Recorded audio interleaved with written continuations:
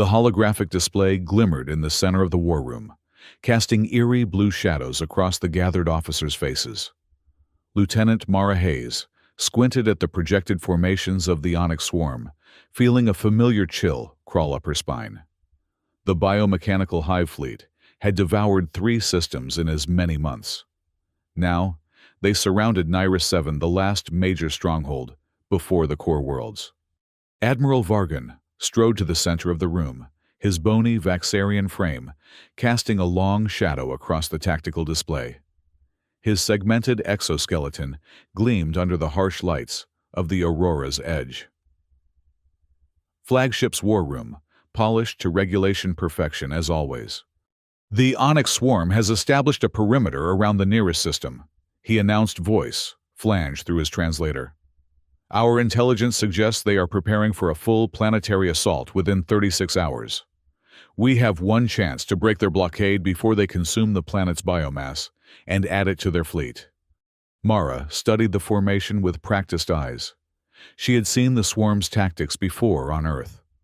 The memory of watching her homeworld consumed burned white-hot in her mind, never fading despite 2 years of service with the Coalition. Something about the swarm's position triggered a warning sensation at the base of her skull.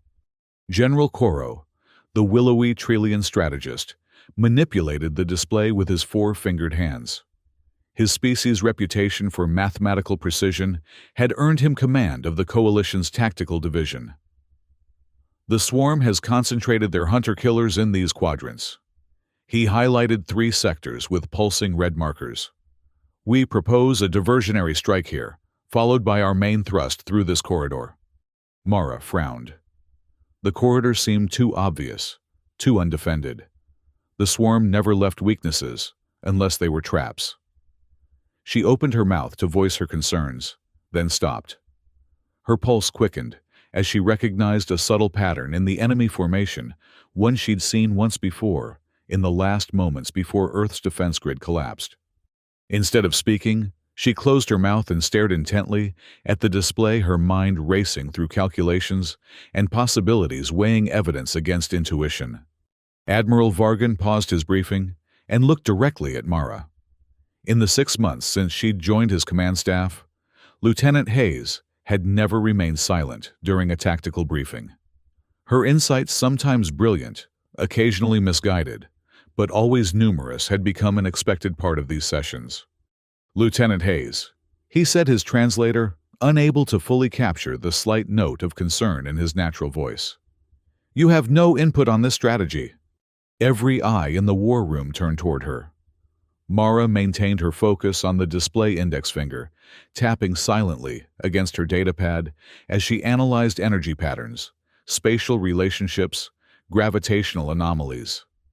Something wasn't right, but she needed more data before making accusations that could further strain the fragile Coalition. "I'm still processing, Admiral," she replied evenly. "Please continue." A ripple of unease spread through the assembly. The Vaxarians exchanged nervous clicks through their mandibles. The Trillian officer's skin flushed a deeper blue. The few Nyridian representatives, refugees, serving alongside the Coalition to defend their homeworld, shifted anxiously, their crystalline eyes glinting with reflected light. General Koro leaned toward another Trillian officer, speaking in their native tongue, but Mara's translator caught the whispered words, "When humans go quiet, something's coming."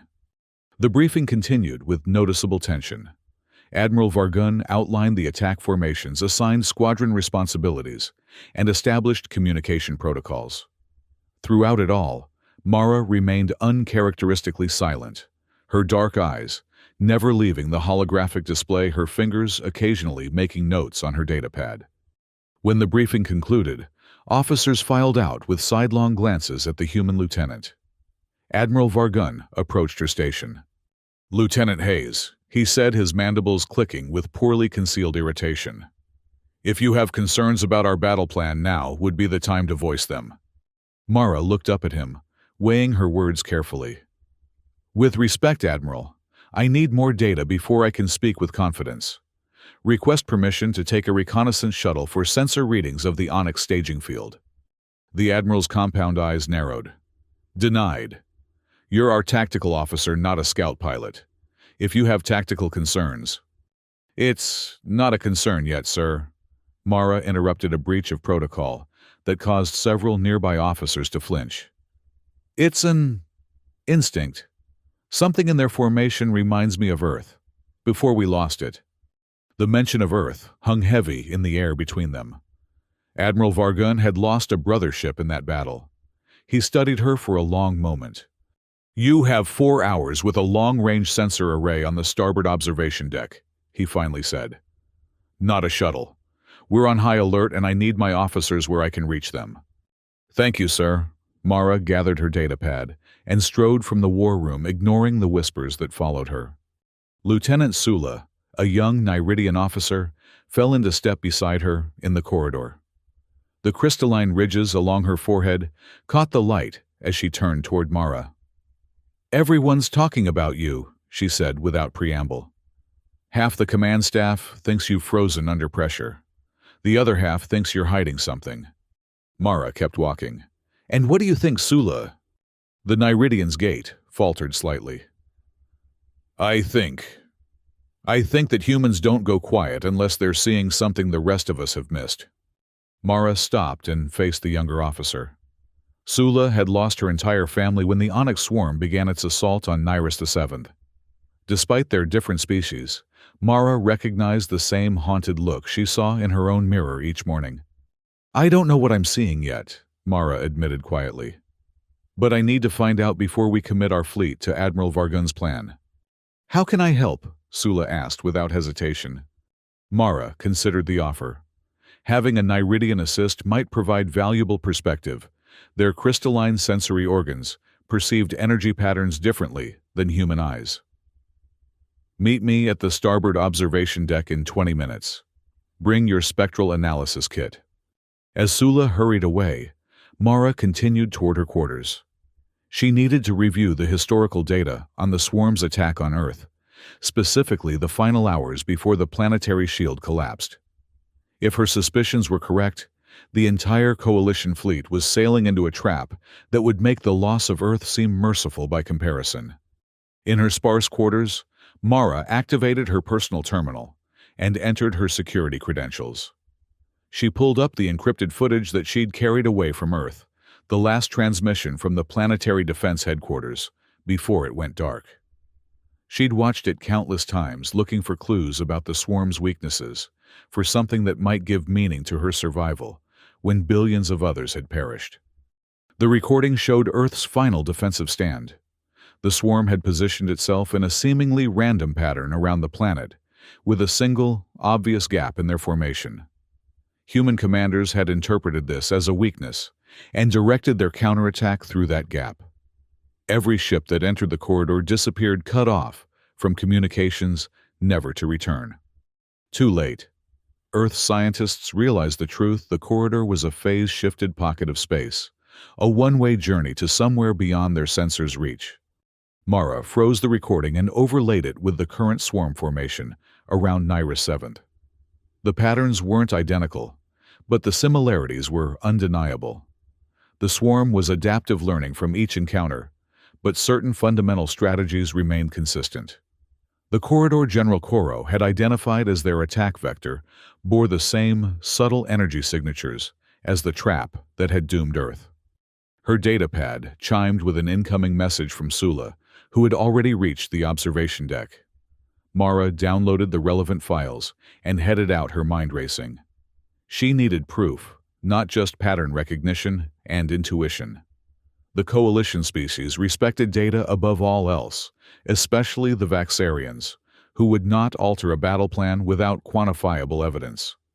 The starboard observation deck was deserted, save for Sula, who had already set up her equipment. The vast, transparent viewport showed the besieged world of Nyrus VII, below its once vibrant continents, now partially covered by the metallic gray spread of Onyx Swarm structures. In orbit around the planet, the black shapes of swarm vessels moved with disturbing organic fluidity, despite their mechanical nature. I've calibrated the sensors to maximum sensitivity, Sula said as Mara approached. What exactly are we looking for? Energy anomalies in this sector. Mara indicated the seemingly clear corridor that General Koro had designated as their attack vector.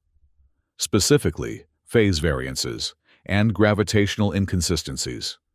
Sula's crystalline features reflected her confusion. But our preliminary scans showed that corridor is clear. That's what they want us to see, Mara said grimly. Standard sensors won't detect the kind of trap they're setting. We need to look deeper. For the next 2 hours, they adjusted sensors, analyzed readings, and compiled data. Sula's native ability to perceive energy patterns proved invaluable as they gradually built evidence of what the swarm was constructing, a phase-shifted energy corridor designed to trap the Coalition fleet and strand them in a pocket of altered space-time. This is... Sula's voice faltered as the implications became clear. If we'd followed the attack plan, we'd have delivered our entire fleet right into their grasp, Mara finished. Just like Earth did. The deck suddenly shuddered beneath them. Warning klaxons blared as the Aurora's Edge went to battle stations. Mara grabbed the console to steady herself as the lighting shifted to red emergency mode. "What's happening?" Sula asked, securing her equipment. Mara accessed the tactical feed. Onyx Scout. It breached our perimeter defense grid. Her blood ran cold as she saw the scout's trajectory. "It's heading straight for us, the observation deck." She grabbed Sula and pulled her toward the exit just as the viewport material crystallized and shattered inward. Emergency force fields snapped into place, preventing catastrophic decompression, but not before the Onyx Scout, a sleek, predatory shape of living metal, half-breached the opening. The creature was unlike anything Mara had seen before, a new variation of swarm technology. It resembled a metallic squid tentacles, writhing as it attempted to force its way through the force field. At its core, a pulsing red sensor array swiveled to focus directly on the equipment they'd been using then, on Mara herself. "They know," Mara whispered. "They know we've discovered their trap." Security teams flooded the corridor outside, sealing pressure doors. Over the comms, Admiral Vargun ordered all hands to battle stations. The Onyx Scout retracted, suddenly pulling away from the ship before the defense batteries could target it. "We need to reach the Admiral," Mara said, helping Sula gather their critical data modules. "Now we have proof." When they reached the bridge, chaos reigned. Admiral Vargun stood at the command console, issuing orders as damage reports flooded in. The Onyx Scout had struck 3 other locations before retreating to the swarm fleet. "Admiral," Mara called, pushing her way through the frantic officers. "We need to talk. The attack plan, it's exactly what the swarm wants us to do." Vargun's compound eyes fixed on her. "Lieutenant, unless you have something substantial to contribute, return to your station. We are accelerating our timetable. The swarm knows we're planning something. That Scout was gathering intelligence." "No, sir," Mara countered, forcing her way closer. "It wasn't gathering intelligence, it was verifying that their trap was still undetected. Except we've detected it." She thrust her datapad forward, displaying the analysis she and Sula had compiled. "The corridor isn't empty space. It's a phase-shifted pocket that will capture our fleet and strand us in some kind of altered space-time. Exactly like they did to Earth's last defensive fleet." General Koro approached his long fingers, quickly manipulating the data displays. "These readings, if they're accurate..." "They are," Sula interjected. "I helped gather them. My crystalline perception confirms what the instruments detected." Admiral Vargun studied the data mandibles clicking rapidly in the Vaxarian expression of deep concern. "This changes everything, but we still need to break their blockade, or Nyrus 7 falls." He looked at Mara. "You recognize this trap. Do you have an alternative strategy, Lieutenant?" All eyes on the bridge turned to her. This was the moment that would define not just her career, but potentially the survival of the Coalition and Nyrus 7th. Mara took a deep breath. "Yes, sir, but you're not going to like it." Within hours, the Coalition fleet had reorganized according to Mara's strategy. Rather than concentrating their force for a thrust through the seemingly empty corridor, they would split into 5 battle groups and attack simultaneously from different vectors, deliberately avoiding the trap. Mara stood on the bridge of the Aurora's edge as final preparations were made. Admiral Vargun had given her temporary command authority over tactical operations, an unprecedented responsibility for a human in the coalition hierarchy. "All battle groups report ready, Lieutenant," announced the communications officer. Mara nodded. "Remind all commanders absolute minimum comms once we engage. The swarm adapts to our communication patterns." Admiral Vargun joined her at the tactical display. "The Trillian High Command has expressed concerns about this dispersal strategy. They believe we're sacrificing concentration of force." "The swarm wants us concentrated," Mara replied.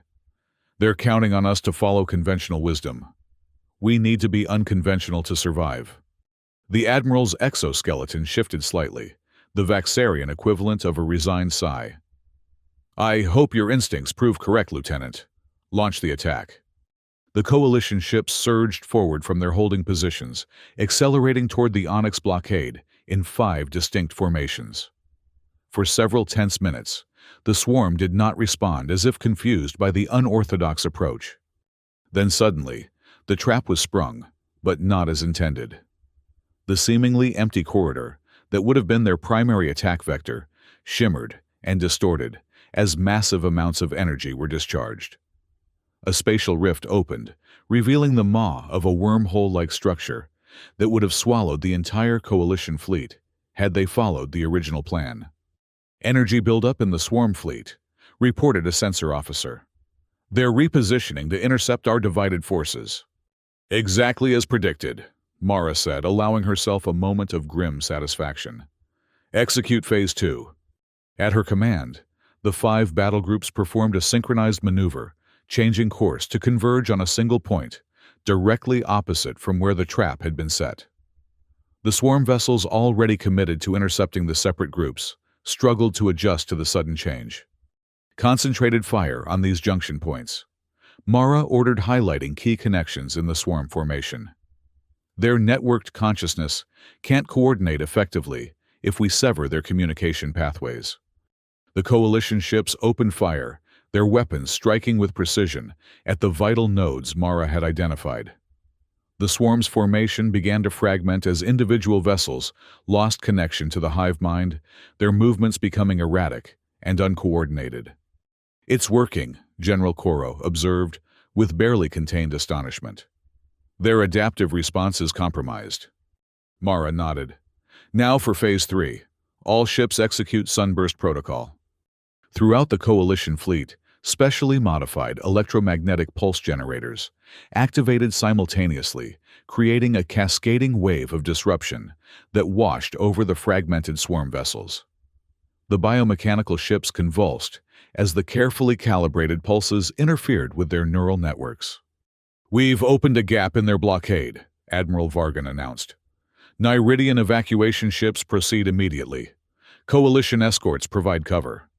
As the refugee ships from Nearest 7 began to stream through the gap, Mara kept her focus on the tactical display.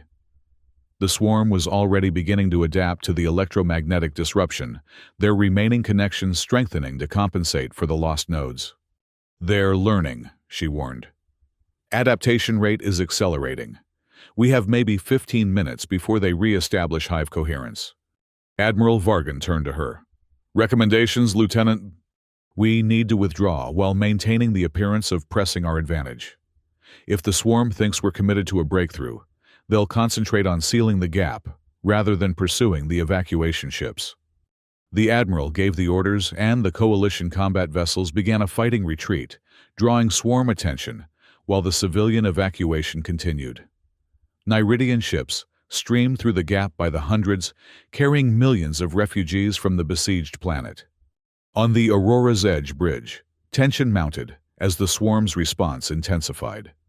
A massive shape began to emerge from behind Nearest 7's largest moon, the Nexus, the central command node of this swarm cluster. "All ships be advised," Mara announced over the fleet channel. "Nexus vessel has joined the battle. Expect accelerated adaptation and coordinated counterattacks." The Nexus resembled a monstrous metallic jellyfish, its central body pulsing with red energy, while tendrils kilometers long reached out toward the coalition fleet. Wherever those tendrils touched a swarm vessel, that ship's capabilities seemed to enhance immediately. "Time to evacuation completion," Admiral Vargan demanded. 12 more minutes at current rate," came the response from the operations officer. Mara studied the tactical display, watching the movement patterns of the enhanced swarm vessels. They're not just adapting now, they're anticipating. The Nexus is giving them predictive capabilities. She pointed to a forming pattern. "They'll cut off our retreat vector in approximately 7 minutes. General Koro joined them at the display. "We could divert more combat vessels to hold that sector." "No," Mara said firmly. "That's what they expect. We need to do something completely unpredictable." She turned to Admiral Vargun. "Sir, request permission to take command of Assault Group Epsilon." The Admiral hesitated, compound eyes fixed on her. "Epsilon is our reserve force. If you commit them..." "We won't have a reserve either way if the swarm cuts off our retreat," Mara countered. "But Epsilon has our most maneuverable ships, and we need maneuverability for what I'm planning." After a moment, Vargan nodded. "Permission granted. What's your plan, Lieutenant?" "We're going to attack the Nexus directly." The bridge fell silent. Attacking a swarm Nexus was considered suicide. No coalition force had ever succeeded in damaging one significantly, let alone destroying it. "Not a frontal assault," Mara clarified, noting the shock on the officers' faces. "A targeted strike at its sensory apparatus. We don't need to destroy it, just blind it temporarily." Within minutes, Assault Group Epsilon had been briefed and deployed. 10 sleek corvettes and 5 medium cruisers broke formation from the main fleet, their engines flaring, as they executed a complex series of random course changes that made their ultimate trajectory difficult to predict. The swarm responded immediately, diverting vessels to intercept, but the randomized approach pattern confused their predictive algorithms. By the time they recognized the true target, Epsilon Group had closed to attack range on the Nexus. "All Epsilon vessels target the following coordinates." Mara transmitted, highlighting the branching nerve-like structures that served as the Nexus's primary sensor array. "Fire pattern Delta 7 maximum dispersion." The coalition ships opened fire, their energy weapons and kinetic projectiles striking the Nexus's sensors in a carefully orchestrated sequence designed to overload its processing capabilities. The massive entity shuddered, its tendrils spasming as cascading failures spread through its neural network. "Direct hit," exclaimed a tactical officer. "Sensor array is compromised. Swarm vessel coordination is degrading across the board. All ships execute final evacuation sequence," Admiral Vargan ordered. "Epsilon Group rejoin the fleet. We are leaving the system." As the coalition forces regrouped and accelerated away from Nira 7th, the swarm fell into disarray. Without the Nexus's guidance, their attempted pursuit was uncoordinated and ineffective. The evacuation ships, now safely beyond the blockade, jumped to faster-than-light travel, carrying the surviving Niridian population to sanctuary. Hours later, with the fleet safely regrouped at the fallback position, Admiral Vargun called a command staff meeting. The mood was subdued but triumphant. They had saved millions of lives, though Nira 7 itself was now lost to the swarm. "Thanks to Lieutenant Hayes's unorthodox strategy, we achieved our primary objective," the Admiral announced to the assembled officers. The evacuation was 93% successful, the highest success rate of any operation against the Onyx swarm to date. General Koro spoke next, his normally stoic expression giving way to something approaching respect as he regarded Mara. When Lieutenant Hayes fell silent during our planning session, many of us interpreted it as doubt or fear. We were wrong. It was the silence of true observation, something all our species could benefit from practicing more often. Admiral Vargan nodded in agreement. "Lieutenant Hayes, the Coalition Council has authorized me to offer you a field promotion to Commander, with expanded authority over tactical operations for all future engagements with the Onyx Swarm." A murmur of approval spread through the gathered officers. Even the Vaxarians, traditionally resistant to placing non-Vaxarians in positions of authority, clicked their mandibles in the gesture of acceptance. Mara stood feeling the weight of every eye upon her. "I accept the promotion and the responsibility, Admiral. But I want to be clear, what happened today wasn't just about one person's insight.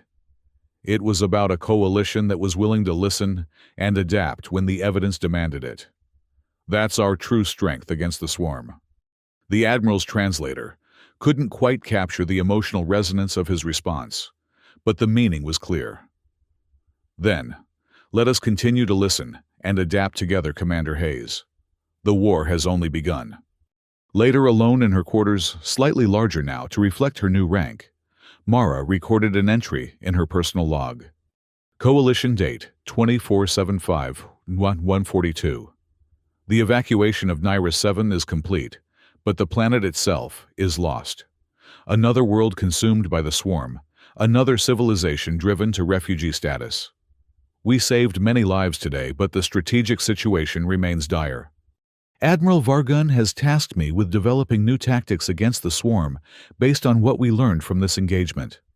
The other species are finally beginning to understand what we humans learned through bitter experience. Conventional warfare doesn't work against an enemy that can adapt in real time to every strategy, every weapon, every tactic. What saved us today wasn't superior firepower or even better technology. It was the simple act of observation, of seeing what was actually there, instead of what we expected to see. The coalition species still think linearly, still approach problems with the same methodologies they've used for centuries. That must change if we're to survive. The silence that confused them so much is second nature to those of us who survived Earth's fall. We learn to watch, to listen, to sense the patterns that precede disaster. Perhaps that's humanity's contribution to this war, not our technology or our numbers, but our hard-earned caution. Tomorrow we begin planning the defense of the Altera system. The swarm will reach it within 2 weeks. This time, we won't wait until the last moment to see what's right in front of us. This time, we'll start with silence and observation. Hayes out. She closed the log and turned toward the viewport where the stars streaked by as the coalition fleet traveled through hyperspace. Somewhere out there, the swarm was already adapting to today's defeat, evolving new strategies, developing countermeasures. The next encounter would be even more challenging. Mara placed her hand against the cool, transparent material, her reflection ghostly against the backdrop of streaming stars. For a moment, she thought she saw Earth among them, a memory, a phantom, a reminder of what had been lost and what still remained to be saved. She had been silent when others expected her to speak, and that silence had saved billions of lives. Now, as Commander Hayes, her voice would carry new weight in the coalition. But she would not forget the power of silence, of watching and waiting before acting. That was the lesson humanity had learned too late to save Earth. Perhaps it wasn't too late for the rest of the galaxy. Lieutenant Sula found Mara in the observation lounge the next morning, staring out at the stars. The young Niridian approached cautiously, her crystalline features refracting the starlight. "Commander," she said, still awkward with the new title. "The Admiral has called for a preliminary strategy session regarding the Altera system. General Coro requested your presence specifically." Mara nodded without turning from the viewport. "I'll be there shortly." Sula hesitated, then asked the question that had clearly been bothering her. "How did you know about the trap, I mean? What did you see that the rest of us missed?" Mara finally turned a sad smile touching her lips. "I saw nothing, Sula. That was precisely the problem." "I don't understand." "The swarm never leaves empty space undefended, unless it's not really empty," Mara explained. "On Earth, our final defense failed because we mistook carefully disguised space for opportunity. The absence of visible threat was itself the warning sign." Understanding dawned in Sula's crystalline eyes. "So when we see nothing, that's when we should be most concerned," Mara finished. "The most dangerous enemy is the one you don't realize is there until it's too late." Sula absorbed this, her native Neridian thought processes, typically oriented toward harmony and patterns adapting to this counterintuitive concept. Then, at the strategy session, I should pay special attention to the gaps, Mara said, the silences, the empty spaces on the strategic display. That's where our answers will be found. She gestured toward the doorway. Shall we? Together, they walked toward the war room where the coalition's leadership awaited their input on the defense of the next system in the swarm's path. Mara felt a strange calm, despite the gravity of the situation. She had found her role in this war, not just as a tactical officer, but as a teacher, helping the coalition species learn to see threat and opportunity in new ways. The war room hummed with activity as they entered. Admiral Vargan nodded to Mara, indicating the central position beside him at the tactical display. It was a place of honor, acknowledging her new authority. General Koro and other high-ranking officers from various coalition species gathered around, their attention focused on her with newfound respect. Commander Hayes, Admiral Vargan began, "We've received preliminary intelligence on swarm movements toward the Alteris system. Before we develop our strategic response, I'd like your assessment of the situation." Mara studied the holographic display showing the swarm's advance. Once again, she felt that familiar chill, not of fear, but of recognition. The pattern was evolving, adapting, but certain fundamentals remained consistent. The swarm was learning, but so were they. She took a deep breath and prepared to speak. But first, she allowed herself a moment of silence, a moment to truly observe, to see beyond the obvious, to find the hidden truth in what wasn't there. The coalition officers waited expectantly, no longer unsettled by her silence, but understanding its value. In that moment, Mara realized that perhaps the greatest victory at Nyrus 7th hadn't been the successful evacuation, or even the temporary defeat of the swarm. It had been teaching the coalition a new way to fight, beginning with the power of silence and observation. And in the vast darkness between the stars, as the Onyx swarm continued its relentless advance, that lesson might prove to be the galaxy's last best hope for survival. The war room fell silent as Mara raised her hand to indicate a specific sector on the display. All eyes followed her gesture, seeing not what was there, but understanding at last the significance of what wasn't. The battle for Alteris was about to begin. This time they would start with silence. 2 days into the journey toward Alteris, Mara was summoned to a private meeting with Admiral Vargun. She found him in his personal chamber, a space designed to accommodate his Vaxarian physiology. The gravity was slightly higher than Coalition standard, and the atmosphere contained trace elements that would have been mildly toxic to humans without the filtration system in her uniform collar. Commander Hayes, the Admiral, greeted her mandibles, clicking in what she had learned to recognize as a gesture of respect. "Please be seated." Mara took the offered chair, noting that it had been specially adjusted for human anatomy, a small but significant accommodation that spoke volumes about her changed status within the Coalition hierarchy. "I have received communications from the Coalition High Command," Vargun said without preamble.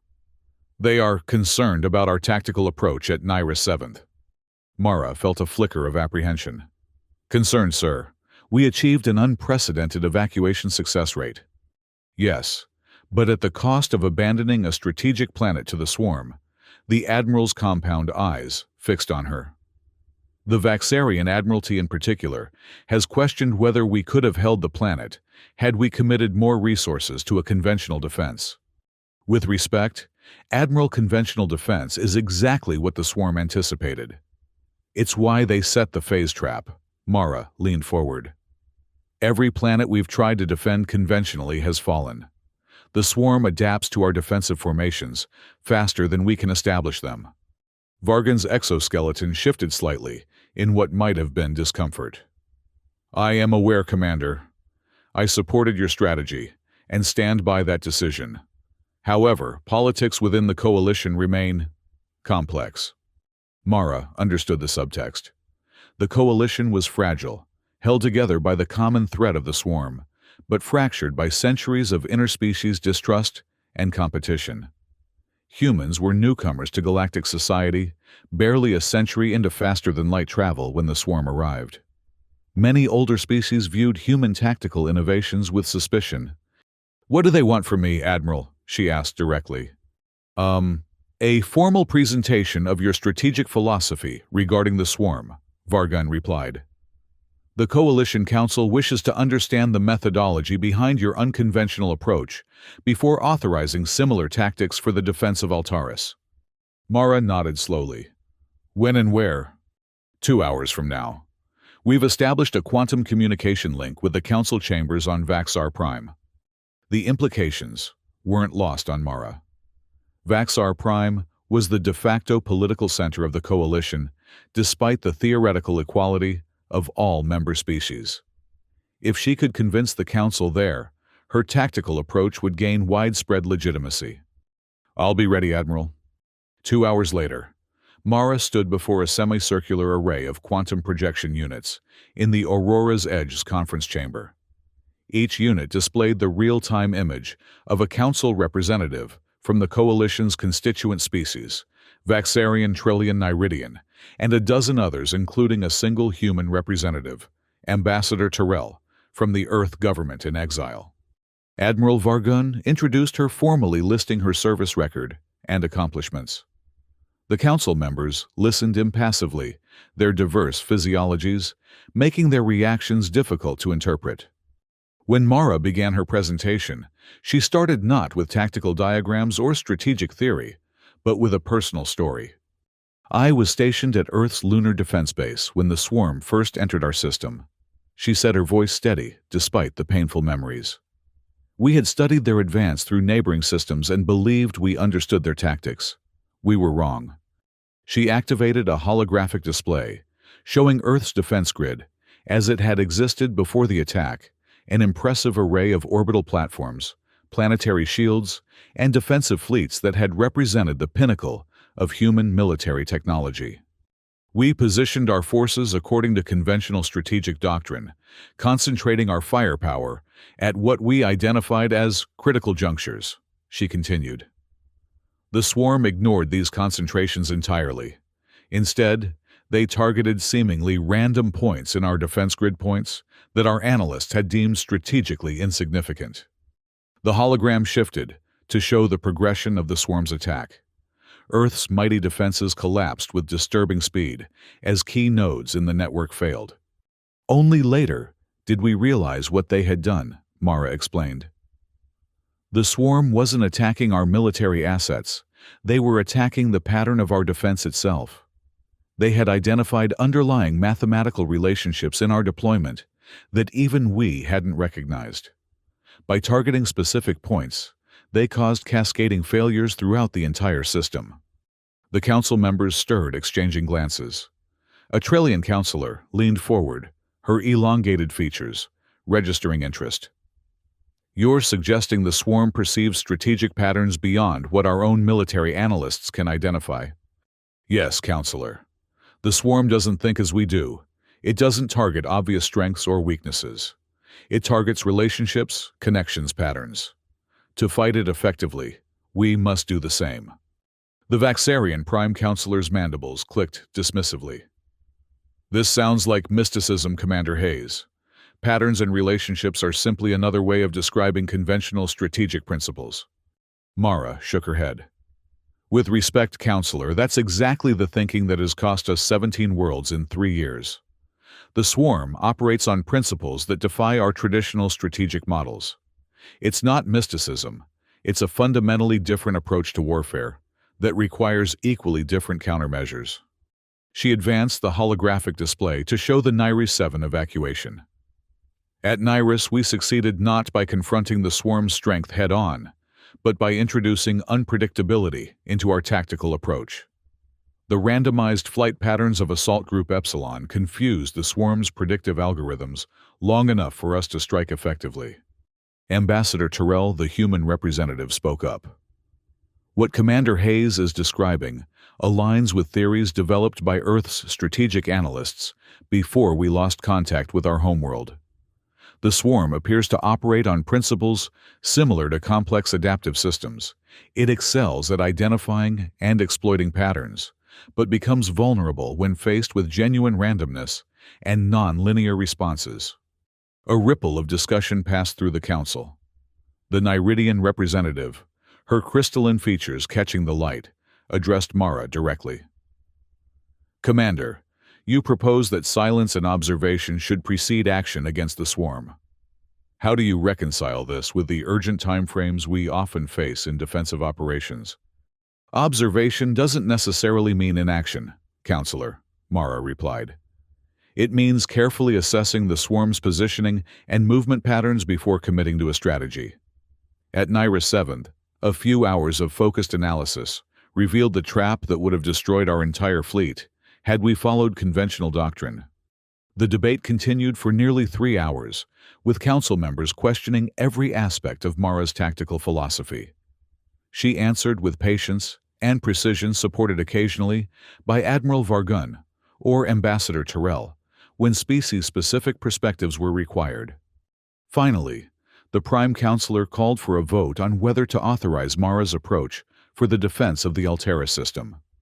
One by one, the representatives registered their decisions. The final tally showed narrow approval, 8 species in favor, 6 opposed with 2 abstentions. Commander Hayes, the Prime Counselor, announced, "You have the Council's authorization to implement your tactical methodology at Alteris." However, his compound eyes narrowed. "Be advised that this authorization is contingent upon results. Should Altaris fall as Nyrus did, traditional command structures will be reinstated." Mara inclined her head respectfully. "Understood, Counselor. Thank you for your trust." As the quantum projections winked out, Admiral Vargun approached her. "A qualified victory, Commander, but a victory nonetheless." "Sir, about Altaris." Mara said, "I've been studying the preliminary intelligence. I believe the swarm is anticipating our arrival specifically."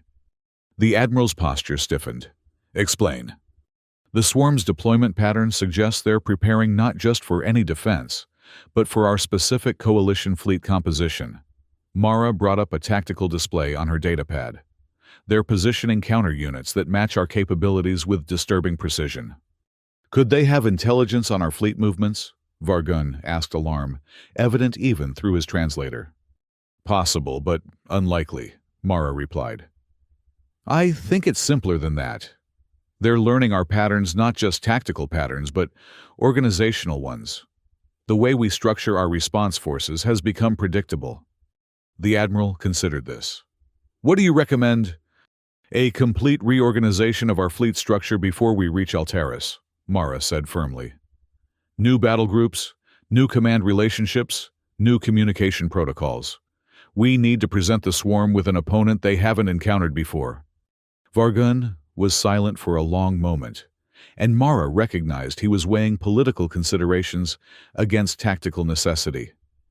Fleet organization in the coalition was heavily influenced by species hierarchies and traditions.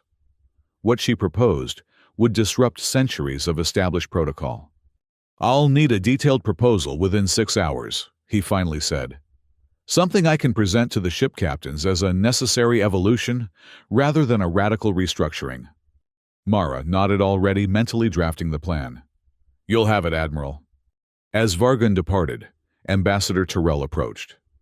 The older man's face bore the weathered look common to Earth refugees, the perpetual strain of homelessness combined with the determination to ensure humanity's survival. "Commander Hayes," he said, warmly, extending his hand in the human gesture that had become increasingly rare since Earth's fall. "That was an impressive presentation.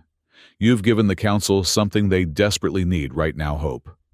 Mara accepted the handshake. "Ambassador, I wasn't trying to inspire hope. I was outlining tactical reality." Terrell smiled wryly. "Sometimes those are the same thing, Commander. The Coalition has been losing this war since it began. Your success at Nira 7, however qualified, represents the first meaningful victory we've achieved." Saving refugees while abandoning their planet isn't a victory, Ambassador, Mara said, unable to keep the edge from her voice. Perhaps not, Tyrell conceded, but proving that the swarm can be outmaneuvered, that their seemingly perfect adaptation has limitations, that changes the strategic calculus of this entire conflict. He glanced around to ensure they weren't overheard, then continued in a lower voice. There are factions within the coalition who have been advocating for a negotiated surrender. They believe the swarm might spare inhabited worlds if we cede certain systems voluntarily. Mara stared at him in shock. The swarm doesn't negotiate, it consumes. You and I know that, Tyrell said grimly. We've seen Earth, but many coalition species haven't directly experienced the swarm's total warfare doctrine. They still cling to diplomatic paradigms from their pre-swarm conflicts. He clasped her shoulder briefly. What you did at Nyrus, what you're planning for Alteris, it matters beyond the immediate tactical outcome. You're demonstrating that resistance isn't futile, that adaptation can work both ways. Keep succeeding, Commander Hayes, and you'll give the Coalition something more valuable than saved refugees. You'll give them resolve. After Tyrell departed, Mara remained in the conference chamber, processing the implications of his words. The political dimensions of the conflict were more complex than she had realized. Her tactical innovations weren't just fighting the swarm, they were fighting defeatism within the coalition itself. She activated her datapad and began drafting the fleet reorganization plan. If the coalition was to survive, it needed to become as adaptable as the enemy it faced. Starting with Alteris, they would show the swarm and themselves that this war had only just begun. The journey to the Alteris system took 5 days, during which Mara worked almost continuously. Her fleet reorganization proposal, approved by Admiral Vargun with minimal revisions, had been implemented throughout the coalition forces. Ships had been regrouped into unconventional battle formations, command structures flattened, and communication protocols redesigned to emphasize adaptability over hierarchy. Not everyone embraced the changes. Several Vaxarian captains had filed formal protests, and a Trillian battle group commander had requested transfer rather than adopt what he termed untested human chaos theory. But the majority recognized the necessity of evolution in the face of the swarm's relentless adaptation. Lieutenant Sula had proven invaluable during the transition, serving as a liaison between Mara and the Nyridian refugee ships. The young officer had a natural talent for translating complex tactical concepts into terms that resonated with different species' cognitive frameworks.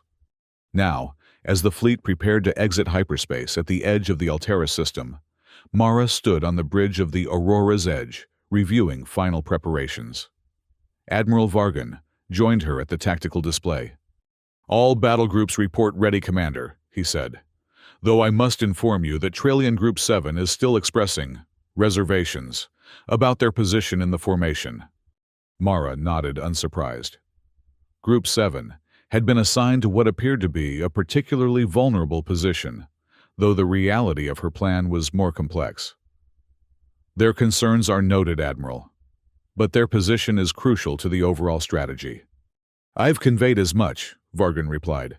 They will comply, if not enthusiastically. The ship's navigation officer announced, hyperspace exit in 30 seconds. All hands prepare for reversion to normal space. Mara felt the familiar tension that preceded combat, the tightness in her chest, the heightened awareness of every sound and movement on the bridge. But beneath it lay a deeper calm born of preparation and purpose. She had studied the swarm's patterns exhaustively. She had reorganized the fleet specifically to counter their anticipated strategy. Now it was time to see if her approach would work. Exiting hyperspace in 3, 2, 1. The starlines contracted to points as the Aurora's edge emerged into normal space, followed by the rest of the coalition fleet. Tactical displays immediately began populating with sensor data from the Alteris system. What they revealed caused a collective silence to fall over the bridge. That's not what we expected, Admiral Vargun said, finally his mandibles clicking rapidly. The swarm deployment around Alteris was unlike anything they had encountered before. Rather than the usual encirclement pattern, the biomechanical ships had formed what appeared to be a massive spiral structure, with tendrils reaching from the central mass toward the system's outer planets.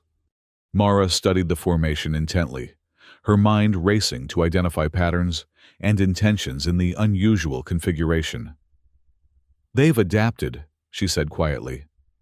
"Not just tactically, but strategically. This isn't a blockade or an invasion force, it's a harvesting formation."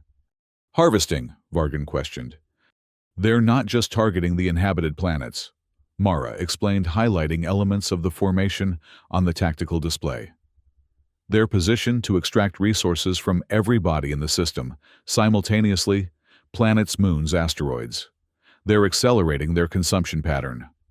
General Koro, who had joined them on the bridge, leaned forward to examine the display more closely. "Your assessment appears correct, Commander. But this changes our entire strategic approach.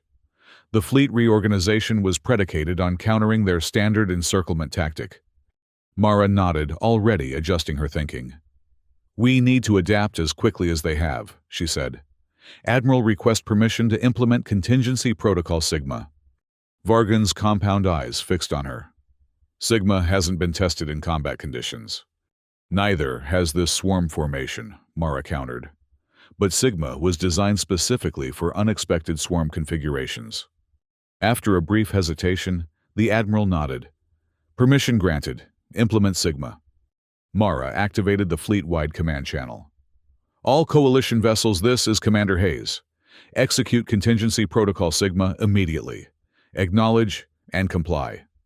Throughout the fleet, ships began to reorganize into a new formation, a fractal pattern that appeared chaotic at first glance, but contained an underlying mathematical logic. Each ship positioned itself according to a complex algorithm that took into account its capabilities, the capabilities of surrounding vessels, and their collective relationship to the swarm's spiral formation. "Remarkable," General Koro murmured as he watched the fleet's transformation. "The pattern appears random, yet each unit maintains precisely calculated support positions relative to its neighbors." "Controlled chaos," Mara said. "Predictable to us because we designed the algorithm, but appearing random to external observation." The swarm reacted almost immediately, ships breaking from the spiral formation to intercept the approaching coalition forces. But their response seemed hesitant, uncoordinated, as if the hive mind was struggling to predict the coalition's intentions from their seemingly chaotic approach.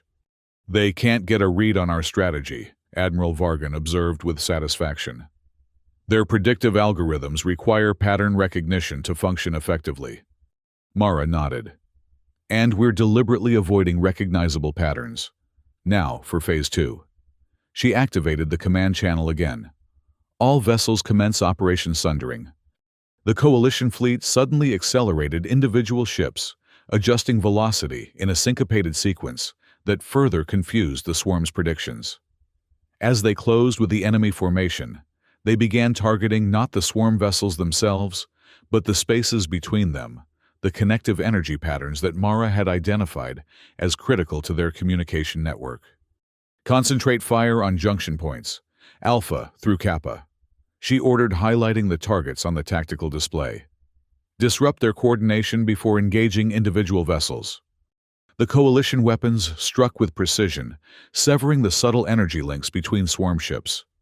The effect was immediate and dramatic. Sections of the spiral formation began to fragment, ships moving erratically as their connection to the hive mind weakened. "It's working," Lieutenant Sula exclaimed from her station. "The swarm's coordination is degrading across all sectors." Mara allowed herself a moment of satisfaction, but kept her focus on the evolving tactical situation. "They'll adapt quickly. We need to press our advantage before they establish alternative communication pathways." She turned to Admiral Vargan. "Sir, request permission to deploy the resonance disruptors." The Admiral hesitated. The resonance disruptors were experimental weapons developed based on Mara's theories about the swarm's neural network vulnerabilities. They generated energy patterns designed to interfere with the biomechanical ship's ability to process and transmit information, essentially creating neural noise that confused the hive mind. "The disruptors haven't been field-tested, Commander," he said cautiously. "This is the field test, Admiral," Mara replied. "If they work as designed, we can cripple the swarm's ability to coordinate complex actions throughout the entire system." After a moment's consideration, Vargan nodded. "Deploy the disruptors, but be prepared to recall the fleet if they prove ineffective or provoke an unexpected response." Mara issued the orders, and throughout the Coalition fleet, specialized emitter arrays activated. There was no visible effect at first. The disruptors operated on frequencies beyond normal sensory perception. But within minutes, the impact on the swarm became evident. The biomechanical ships began moving in increasingly disordered patterns. Some fired weapons at empty space. Others collided with their allies. The spiral formation, already fragmented by the Coalition's initial attack, collapsed entirely as coordination between swarm vessels broke down completely. "Disruptor effect exceeding projected parameters," reported a sensor officer. "Swarm neural activity decreasing by 37% and falling." "Now's our chance," Mara said, turning to Vargun. "We can push through to Alteris Prime and evacuate the population while the swarm is disorganized." The Admiral didn't hesitate this time. "All combat groups form protective cordon around evacuation transports. Proceed to Alteris Prime at maximum sustainable velocity." As the Coalition fleet advanced toward the inhabited planet, Mara kept her attention fixed on the tactical display. The swarm's disarray was unprecedented. They had never before witnessed such a complete breakdown in the hive mind's coordination. But something nagged at her instincts. The collapse seemed too complete, too total. The swarm had demonstrated remarkable resilience in past encounters, quickly adapting to Coalition countermeasures. Why were they failing so completely now? "Admiral," she said, slowly studying the movements of the disabled swarm vessels, "something doesn't feel right." Vargun turned toward her, mandibles clicking questioningly. "The strategy is working better than anticipated. What concerns you?" "It's too easy," Mara replied, frowning. "The swarm adapts, always. They should be establishing alternative communication pathways, reorganizing into smaller autonomous units. Instead, they're just flailing." She zoomed the tactical display out to show the entire system. "And look at the distribution of their disorganization. It's too uniform. If our disruptors were causing this effect, we should see a gradient, more impact near our fleet, less at the edges of the system." Understanding dawned in Vargun's compound eyes. "You believe they're feigning vulnerability?" "Yes," Mara said grimly. "I think they're letting us think we've disabled them while they—" She stopped, suddenly a terrible realization forming. "Admiral, full sensor sweep of Alteris Prime immediately. Check for biomechanical signatures beneath the planetary surface." The sensor officer complied, recalibrating the Aurora's edge, powerful detection arrays to penetrate the planet's crust. What they revealed confirmed Mara's worst fears. Massive biomechanical structures detected throughout the planet's mantle. The officer reported, his voice tight with alarm. "They appear to be some kind of neural network extending through the entire planetary body." "It's not a harvesting formation," Mara whispered. "It's an activation formation. They've already infiltrated the planet. They're turning Alteris Prime itself into a swarm entity." Admiral Vargun stared at the sensor readings in horror. "The population, probably already compromised," Mara said, her voice hollow. "The swarm has never attempted planetary conversion before. We had no way to anticipate this." "Can we still evacuate survivors?" General Coro asked. Mara studied the data, forcing herself to think clinically, despite the horrifying implications. "Possibly from the outlying settlements that haven't yet been reached by the conversion process. But we need to move quickly, and we need to abandon the resonance disruptors. If the swarm is feigning vulnerability, the disruptors aren't having the effect we thought. They may even be facilitating the conversion somehow." Vargun didn't hesitate. "Shut down all disruptors immediately. Reconfigure for targeted evacuation of outlying settlements only, and prepare planetary quarantine protocols." The term hung heavily in the air. Planetary quarantine was the coalition's measure of last resort, a combination of orbital weapon platforms and specialized mines designed to prevent anything from leaving an irredeemably compromised world.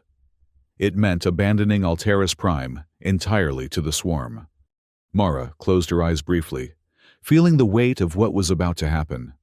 Another world lost, more refugees created, another retreat in a war that seemed increasingly unwinnable. But when she opened her eyes, her resolve had hardened. "The swarm revealed something crucial today," she said. "They showed us they can change their fundamental strategy, not just their tactics. That means they're capable of strategic vulnerability. They can make mistakes when faced with the unexpected." She turned to Vargun and Koro. "We need to accelerate the evacuation and establish the quarantine. But we also need to analyze exactly what happened here. The swarm showed us something new today. We need to understand it fully if we're going to counter it next time." The Admiral nodded gravely. "Agreed. Coordinate with General Koro on the evacuation. I'll inform the Coalition Council of the situation." As they moved to their tasks, Lieutenant Sula approached Mara. The young Niridian's crystalline features reflected her distress, but her voice was steady. "Commander, is there truly nothing we can do for Alteris Prime?" Mara placed a hand gently on Sula's shoulder. "We can save who we can, learn what we can, and make sure this doesn't happen again. Sometimes that has to be enough." In the hours that followed, the Coalition fleet executed a hurried evacuation of Alteris's outlying settlements and orbital facilities. The resonance disruptors were deactivated, and the swarm's facade of vulnerability immediately dropped. Their ships reorganized with frightening speed, forming a protective shell around the contaminated planet. Strangely, they made only token efforts to prevent the evacuation of the outlying areas, as if confident in their unprecedented strategy's success, regardless of how many individual inhabitants escaped. As the last evacuation ships cleared the system, and the quarantine platforms were deployed, Mara stood alone in the Aurora's Edge's observation lounge, watching Alteris Prime recede into the distance. The once blue world had taken on a sickly gray pallor as the swarm's conversion process spread across its surface. "I'm sorry," she whispered to the dying planet. "We'll do better next time." A presence behind her made her turn. Admiral Vargun stood in the doorway, his exoskeleton uncharacteristically slumped with fatigue. "The Coalition Council has received our report," he said. "They've called an emergency session to review our findings and authorize new strategic initiatives." Mara nodded. "And what about us, the fleet?" "We're to proceed to the Helios anchorage for resupply and reorganization," Vargun replied, "and to prepare for what comes next." He hesitated, then added, "The Council specifically requested your presence at their session, Commander. They want to hear your analysis of the swarm's new strategy directly." "I'll be ready," Mara said, turning back to the viewport. Alteris was now just a distant point of light among billions. "Commander," Vargun said, his translator struggling to convey the complexity of his tone, "what happened at Alteris was not a failure of your strategy. The swarm's planetary conversion capability was unknown and unforeseeable. No one holds you responsible." Mara's reflection in the viewport showed a sad smile. "I appreciate that, Admiral. But responsibility isn't about blame. It's about response. The swarm has shown us their new evolution. Now, we must evolve in turn." As Vargun departed, Mara remained at the viewport, her mind already working on the problem. The swarm had revealed a new capability, yes, but in doing so, they had also revealed a new vulnerability. They had committed massive resources to this planetary conversion strategy. That meant those resources weren't available elsewhere. The swarm wasn't infinite. It was vast and adaptable, but not limitless. If they were investing in planetary conversion, they must be diverting resources from other strategies. That created openings opportunities. The war wasn't over. It had simply entered a new phase, one that required the Coalition to evolve as rapidly as their enemy. and evolution began with observation, with seeing what was truly there, rather than what one expected to see. Mara Hayes had been quiet during that first battle briefing. That silence had saved billions of lives. Now she would speak, and her words would help shape the Coalition's evolution in the face of an enemy that never stopped adapting. The battle for survival continued, and humanity's hard-earned caution would remain their most valuable contribution to the fight. As the Coalition fleet traveled toward Helios anchorage, Mara spent most of her time analyzing the data from Alteris. The swarm's planetary conversion strategy represented a fundamental shift in their approach to conquest from consumption to transformation. Understanding the implications of this change became her singular focus. In her makeshift laboratory, adjoining her quarters, holographic projections displayed the progression of the swarm's infiltration through Alteris's planetary structure. Lieutenant Sula worked alongside her the Niridian's crystalline sensory capabilities, providing unique insights into the energy patterns of the conversion process. The neural pathways follow the planet's existing geological features. Sula observed manipulating the three-dimensional model with practiced precision. Fault lines, magma chambers, mineral deposits, they're all incorporated into the network. Mara nodded, seeing the pattern emerge more clearly. They're not just consuming the planet. They're repurposing it, using its natural structures as a foundation for their artificial ones. Efficient, Sula noted. But why the swarm has always consumed planets for resources before breaking them down into raw materials? Because this gives them something more valuable than materials, Mara replied, a chill running through her as the realization formed. It gives them a permanent self-sustaining base of operations. A swarm planet doesn't need supply lines or reinforcements. It can generate new ships, process resources, and coordinate regional activities autonomously. She manipulated the display to show the projected expansion of the swarm's influence from Alteris. They're not just taking territory anymore.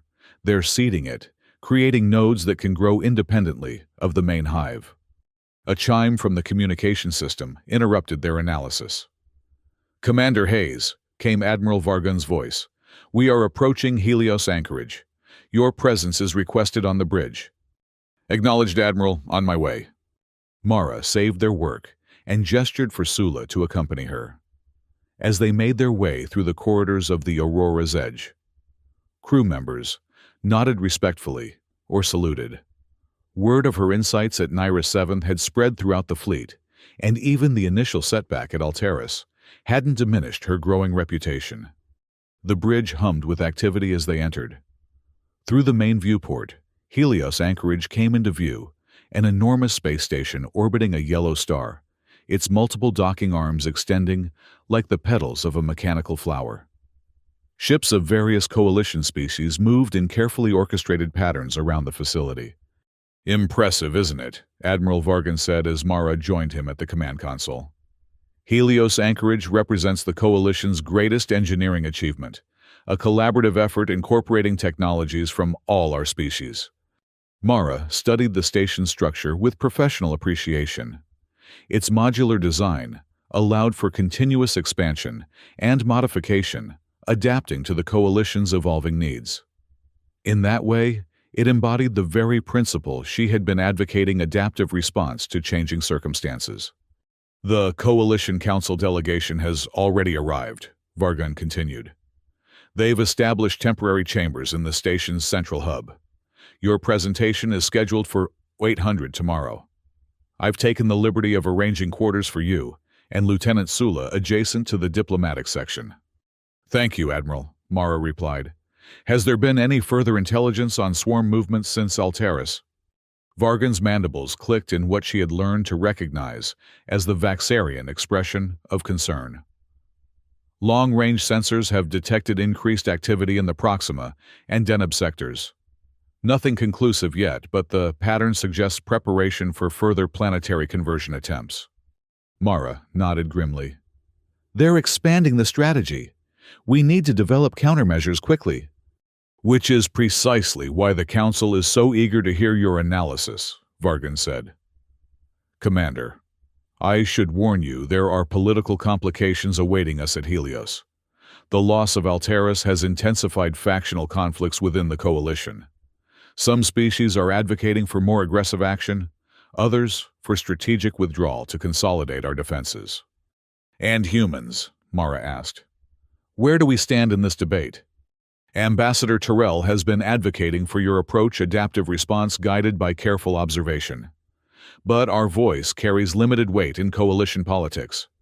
Earth's fall left humanity with few resources to contribute beyond our strategic insights. Mara felt the familiar twist of pain at the mention of Earth, but pushed it aside.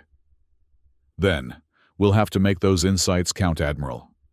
Hours later, settled into her temporary quarters on Helios Anchorage, Mara reviewed her presentation for the Council one final time.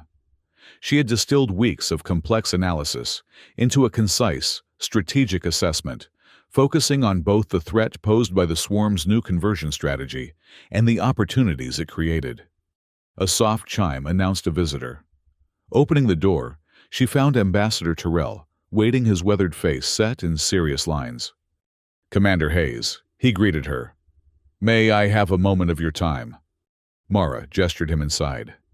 The ambassador moved with the careful deliberation of someone accustomed to diplomatic niceties, but his eyes held the sharp focus of a veteran politician. I wanted to brief you privately before tomorrow's council session, he said, once the door had closed. The political landscape has shifted significantly since Alteris. The Vaxarians are pushing for a strategy of concentrated defense around their core worlds, essentially abandoning the outer systems to the swarm. That's short-sighted, Mara replied. It would give the swarm unchallenged access to dozens of habitable planets. They could create an entire network of converted worlds before we face them again. I agree, Terrell said. But the Vaxarians control nearly 40% of the Coalition's military assets. If they withdraw those forces, our defensive capability would be crippled. He paced the small room, hands clasped behind his back. The Trillians, meanwhile, are advocating for a preemptive strike against swarm gathering points. They believe we can disrupt the conversion process if we hit the swarm before they fully establish themselves around a target planet. A strike with what resources? Mara asked. We don't have the firepower to hit multiple swarm concentrations simultaneously, and a single point attack would just divert them temporarily. Precisely, Terrell nodded. Which brings me to why I'm here. Humanity's position in the Coalition is precarious, Commander. We're refugees dependent on the goodwill of species who viewed us with suspicion even before the swarm arrived. Your strategic insights represent our most valuable contribution to the war effort. He fixed her with an intent gaze. Tomorrow, you need to present not just an analysis of the swarm's new strategy, but a unified response that bridges the gap between the Vaxarian and Trillian positions. Something that addresses their concerns while avoiding their pitfalls. Mara considered this. You're asking me to be a politician, Ambassador. I'm a tactical officer. Terrell smiled wryly. In a coalition at war, Commander, those roles inevitably overlap. I'm not asking you to compromise your strategic assessment, merely to present it in terms that acknowledge political realities. After he departed, Mara returned to her presentation, viewing it through this new lens. Terrell was right. The coalition's factional divisions could be as dangerous as the swarm itself. If her strategic approach was to be adopted, it needed to address the concerns of all major species. She worked through the night restructuring her analysis to emphasize cooperative defense, while incorporating elements that would appeal to both conservative and aggressive factions. By morning, she had created something that felt less like a tactical briefing, and more like a unifying vision for the Coalition's continued survival. The Council chamber within Helios Anchorage reflected the Coalition's diverse membership. The circular room featured environmental zones, calibrated to each species' biological requirements, allowing representatives to participate without protective gear. At the center stood a holographic projection platform where speakers could present information visible to all. Mara took her position on this platform, aware of the weight of expectation in the assembled representatives' eyes. Admiral Vargun and Ambassador Terrell sat in the human Vaxarian section, both nodding encouragement. The Prime Counselor, a Vaxarian elder, whose exoskeleton bore the ceremonial markings of 100 diplomatic missions, initiated the session. Commander Hayes, the Council welcomes your analysis of recent swarm activities and strategic recommendations moving forward. Mara activated her presentation, and the air around her filled with three-dimensional tactical displays. Counselors, the events at Alteris represent a fundamental evolution in the swarm's conquest methodology. They are no longer content merely to consume planets. They are now converting them into self-sustaining bases of operation. She manipulated the display to show the progression of the swarm's infiltration through Alteris's planetary structure. This conversion process repurposes existing geological features into a biomechanical neural network that essentially transforms the planet itself into a swarm entity. A murmur passed through the chamber as the implications became clear. The Trellian representative leaned forward, her elongated features registering alarm. Your analysis suggests they could potentially convert multiple planets simultaneously. Yes, Counselor, Mara confirmed. If the pattern holds, the swarm will target planets with specific geological characteristics that facilitate rapid conversion. Based on these criteria, I've identified 27 potential targets within Coalition space. The display shifted to show a galactic map with highlighted worlds. Several representatives gasped as they recognized planets within their own territories. This cannot stand, declared the Vaxarian military representative, his mandibles clicking rapidly with agitation. We must withdraw our forces to protect our core worlds immediately. With respect, that would be precisely what the swarm wants, Mara countered. Isolated defense of individual worlds plays into their new strategy. They don't need to defeat our combined fleet anymore. Just pick off defended planets one by one, while converting undefended ones. She changed the display again, showing a new tactical formation. What I propose instead is a networked defense approach, mobile battle groups, capable of responding rapidly to conversion attempts, supported by enhanced early warning systems, specifically calibrated to detect the initial stages of planetary infiltration. The Trillian military representative interjected, "This seems overly reactive, Commander. We should strike at the swarm's gathering points before they can begin the conversion process." Mara had anticipated this objection. Preemptive strikes have their place, Counselor, but only as part of a comprehensive strategy. The swarm's gathering formations are often decoys designed to draw our forces away from their true targets. She expanded the tactical display to show a simulation of her proposed response. What I'm advocating is neither purely defensive nor purely offensive, but adaptive, a coalition-wide approach that incorporates both rapid response capabilities and strategic preemptive actions, guided by improved intelligence gathering. For the next 2 hours, Mara detailed her proposal, addressing questions and concerns from representatives of all coalition species. She emphasized how her approach could be implemented without requiring any species to disproportionately commit their resources while maximizing the unique capabilities each brought to the Alliance. When she concluded, the chamber fell silent as the council members considered her words. Finally, the Prime Counselor spoke. "Commander Hayes, your analysis is compelling, and your proposed strategy warrants serious consideration. The Council will deliberate and render a decision within 12 hours. As Mara stepped down from the platform, Ambassador Terrell approached a cautious optimism in his expression. "Well done, Commander. You gave them what they needed, a path forward that doesn't compromise any faction's core interests." "Will it be enough?" Mara asked. "In politics, nothing is certain," Terrell replied. "But you've given the Coalition something it desperately needs, a unified response to a threat that would otherwise divide us." The next 12 hours passed with excruciating slowness. Mara returned to her quarters, but found herself unable to rest. Instead, She continued refining her analysis of the swarm's conversion process, seeking any additional insights that might strengthen the coalition's response.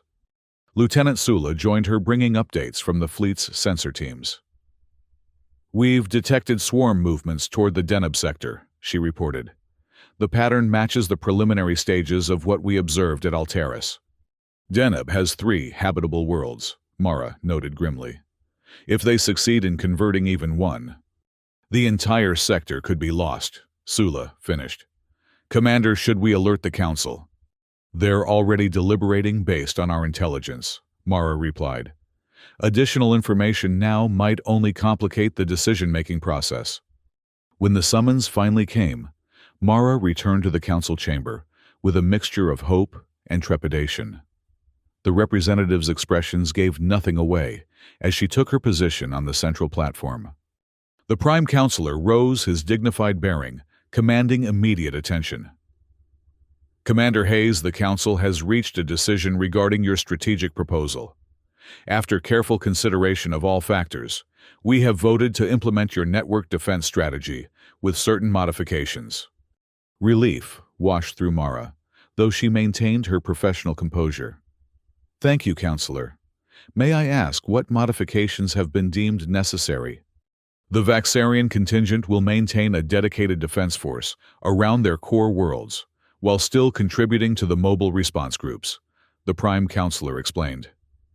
"And the Trillian battle groups will be authorized to conduct limited preemptive strikes against confirmed swarm gathering points, within parameters established by Coalition intelligence." These were political concessions, Mara realized, but ones that didn't fundamentally undermine her strategic approach. "The modifications are acceptable and can be integrated into the overall strategy, Counselor." "Then it is decided," the Prime Counselor declared. "Implementation will begin immediately with Admiral Vargun, coordinating the reorganization of Coalition forces.